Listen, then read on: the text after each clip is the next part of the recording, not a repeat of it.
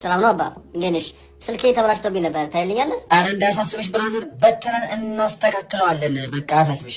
ምን ሆነብህ ነው? ምን እንደሆነ አላውቅም፣ ዝም ብሎ የአውሮፕላን ምልክት እያሳየኝ ነው። አውሮፕላን አለ ስልኬ ላይ።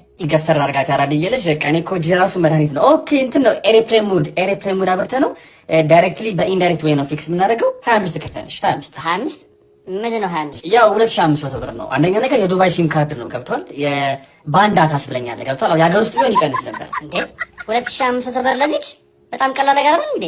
ምን መሰለህ እንዴ አሁን ስልክ ላይ ያለው አውሮፕላን ቦይንግ 737 ነው። ቦይንግ 737 ነው። ኤርባስ 675 ነው። አንድሮይድ ጂቢ 675 ነው።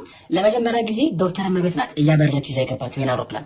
ያ ነገር ልዩ ያደርገዋል እና አውሮፕላኑን ለማውረድ በጣም ብዙ ወጪ ይፈልጋል እና ዳይሬክትሊ ኢንዳይሬክት በሆነ ወይ ነው ፊክስ የምናደርገው። ገባ? ባይሆን አስተያየት አድርግልኝ፣ ትንሽ አቀንስልኝም፣ ያው ደንበኛ ሆናለሁ። ምን መሰለህ ብራስ አሁን የአውሮፕላን ምልክት ነው አላሳየህ። አሁን ዝም ካልከው ቀጣይ የባጃጅ የቅጥቅጥ የሃይገር የፐብሊክ ባስ ምልክቶችን በቅርቡ ስልክ ማየት አይቀርም።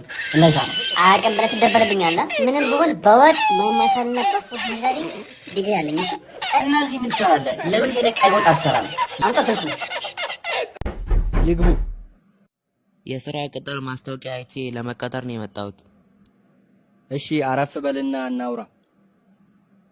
ብዙ አይነት ስራ ነው ያለው። በምንድን ነው የተመረከው? ያው በሱፍ ነው። ልብሱን ማን አለ? ኮርሱን ነው ያልኩት። ያው እንደ ማንኛውም ኢትዮጵያዊ በማርኬቲንግ ነው የተመረኩት። እሺ ልምድ አለ? የለኝም ጌታዬ። ለማንኛውም ክፍት ቦታ አለ፣ መቀጠር ትችላለህ። እሺ ደሞዝ ስንት ነው? ያው ለጊዜ 2000 ብር ነው፣ ከቆይታ በኋላ ይጨመራል። በቃ እንደዛ ከሆነ ቆይቼ እመጣለሁ።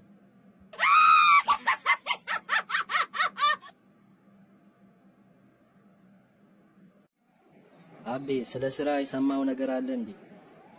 ምንም የለም። ምን ነው? አዲስ ዜና ተለቋል፣ አልሰማህም? ምን የሚል?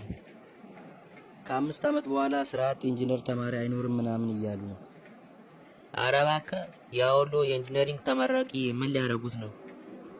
እንጃ ብቻ አይኖርም፣ እናጠፋለን ተብሏል። ሊረሽኑን ነው መሰለኝ።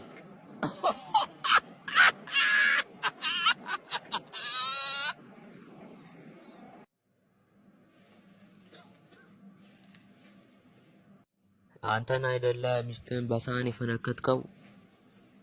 አዎ ክቡር ፍርድ ቤት። እና በሰራኸው ነገር ተጸጸትክ?